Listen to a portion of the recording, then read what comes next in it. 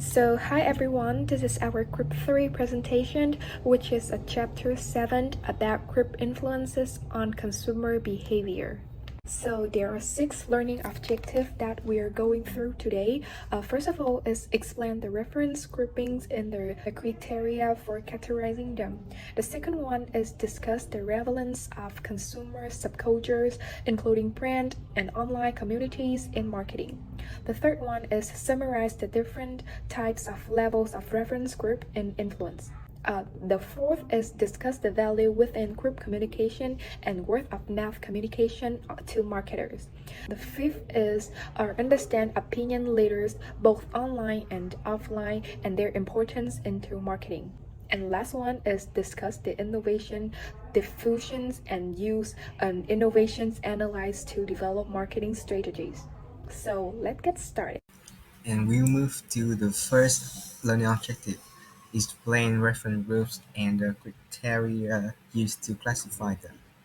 Reference groups are groups whose perspectives, values, and behaviors are used by individuals as a basis for their own behavior in a specific situation. This group serves as a guide or point of reference for individuals when making decisions or shaping their attitudes and behaviors. Reference group can be influential in shaping consumer preferences, consumption patterns, and purchase decisions. And now let's move to the learning objective 2, discuss consumption subculture, including brand and online community and their importance for marketing. And first, a consumption subculture. Consumption subculture are distinct social groups selected by on-site commitment to a broader class, brand, or consumption activity. They have a hierarchical structure, shared beliefs, and unique jargon, ritual, and symbolic expression. And second, a brand community.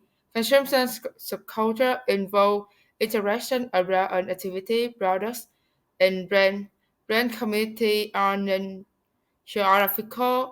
geographically bound communities by on social relationship, psychological connection, consciousness of can, shared ritual, and moral responsibility. Brand community can add value to the ownership of the product and build instinct loyalty. An online community and social network. An online community is a community that interacts over time around a topic of interact on the internet. These interactions can take place the various forms, including online messages, for on discussion group, blog, as well as corporate and non-profit website. An online social network site is the by service and enable users to create public or semi-public profile, share connection, and build a negative their connection, such as Facebook and MySpace, Flick, and YouTube. When people using social media in marketing, they need to be transparent, be part of community, and take advantage of the unique capability of its value. So we're moving on to learning object 3, which is types and degree of reference group. So we're going to divide reference group into 3. First one is informational influence. They occur when an individual uses the behavior or opinions of reference group member as potentially useful bits of information. The second one is normative influence, occur when an individual fulfills group expectation to gain a direct reward or to avoid a sanctions. The last one is identification influence, happen when the individual have internalized group values and norms. So we're moving on to the degree of reference group. You can easily understand them as the social influence that can have impact on the purchase decision and brand alliance regardless of the personal reference. So it kind of depends on factors like the intimacy, social, cultural background, and more. Here's the example of a high degree reference group influence and these Summarize of the degree need, we have necessity and non-necessity. So we're moving on to our final of the learning object, which is personal sales strategy. The first we're going to have is the ARCH phenomenon, is to create a group atmosphere to encourage customer to agree with people opinion and preference. This can be cause a manipulating situation which can mislead to the salesperson, can be seen as taking the advantage of the customer lack of knowledge. And the second one is advertising strategy. We're going to divide them into three. The first one is information influence, which consumer can be influenced by someone who has knowledge, like doctor or teacher, and normative influence, which the consumer can be influenced by someone who represents the social norm or expectation of their social groups. And the last but not least is the identification influence, which consumer can be affected by the way they identify with a special groups. So hi, this is the learning objective 4 about the communication within groups and opinion leaderships. There are 4 parts, and my part is the WOM, which is the word of mouth communication. And also the opinion leader WOM, which is the word of mouth communication. It is involve individuals sharing information with others individuals in the verbal form, including like face-to-face, on the phone, or over the internet. Consumers generally trust the opinions of people like family, friends, or their relatives more than the marketing communication like some advertisement, and as a consequence, WOM can have a critical influence on consumer decisions and business success. It is estimated that 2/3 of all consumer products decisions are influenced by the WOM.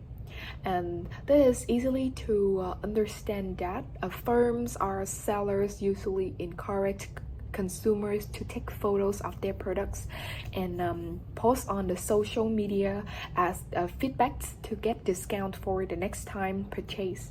So the process of one person receiving information from the mass media or other sources and passing it on others is known as a two-step flow of communication. But the multi-step flow is what usually happens in daily life.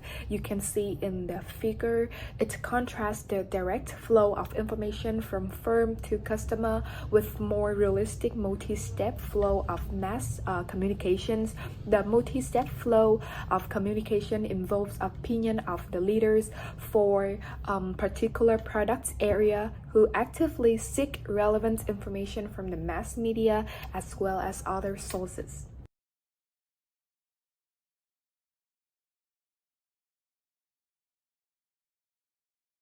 Thank you, Vivi presentation. And now we will learn about opinion leaders and their importance. In regular basis, it's very usual that a friend asks you the brand of your new dress, and when you show up the name and your friend buy an item from that brand, you will become her opinion leaders. And particularly the exchange of advice and information between group members can occur in the following situation: seeks information from another and volunteers information. Having a look on this table, if you want to purchase a G63 with low knowledge about Mercedes, there is high likelihood. Obviously, observation and direct WLM often operate together. And so what are characteristics of opinion leaders? First of all, market mavens. Market mavens are individuals who have information about buying option phases and initiate discussion with consumers.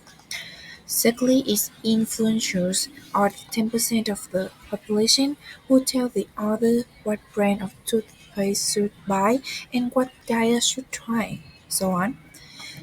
Thirdly is influencers are both opinion leaders and early adopters who have extensive influence.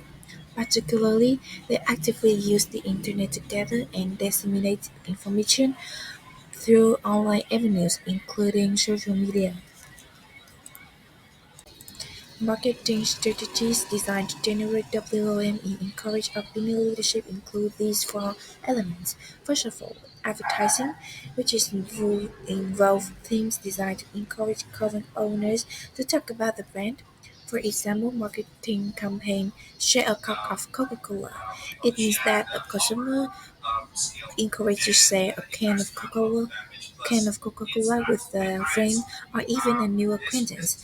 Therefore, it creates the conversation on both online and offline platforms. Nowadays, it is very popular the product sampling, which is include free samples of skincare brands such as Maybelline, L'Oreal, and so on. Besides, there are numerous opportunities for retailing and personal selling. Some of retailing apply the referral reward program. For example, Circle K, they launched the campaign that buy an ice cream and will get one free product. Last one is creating buzz. It happens when word spreads like wildfire with no or limited mass media advertising supporting it. For example, many articles wrote that dozens of people lining up at Apple Store to buy the latest iPhone.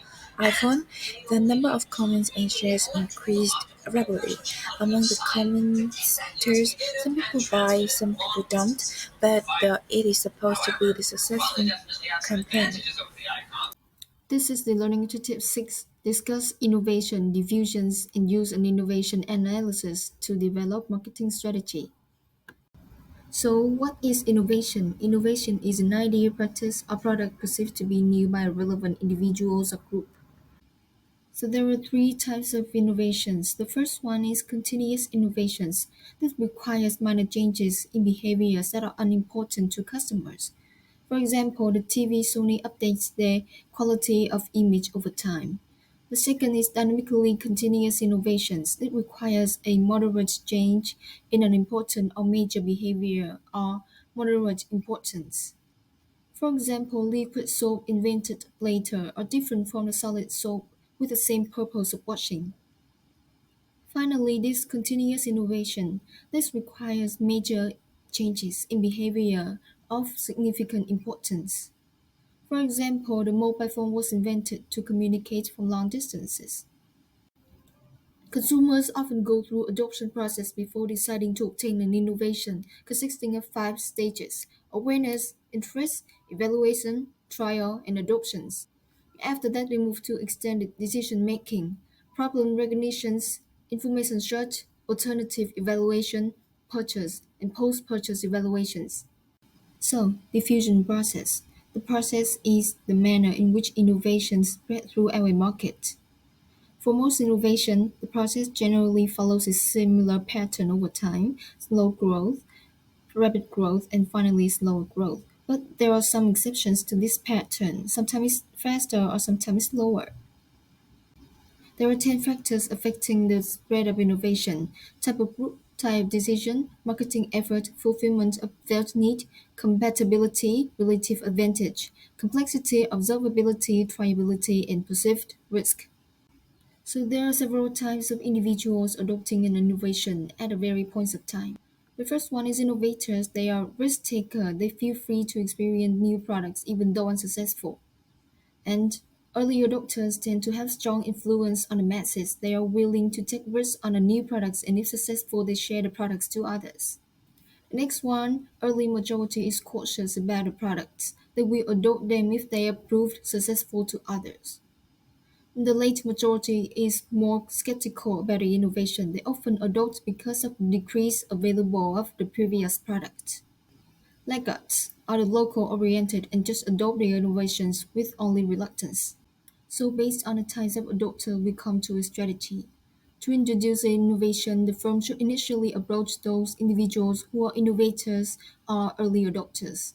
Then focus on introducing new technical features. Once the innovation gains acceptance, the attention should shift to early and late majority. Consider Cocoon has just launched a new product which is makeup remover. First, they will make their products available to influencers or key opinion leaders who are early adopters and willing to take a risk on that product. After that, give them the information about the origins, ingredients, and functions of the products. Once the product appears on social media and starts to get positive feedback from the masses on selling platforms, an increasing number of individuals who are early and late majority will start to use it. This is the end of our week 2 assignment. Thank you for listening and see you on our next assignment. Bye.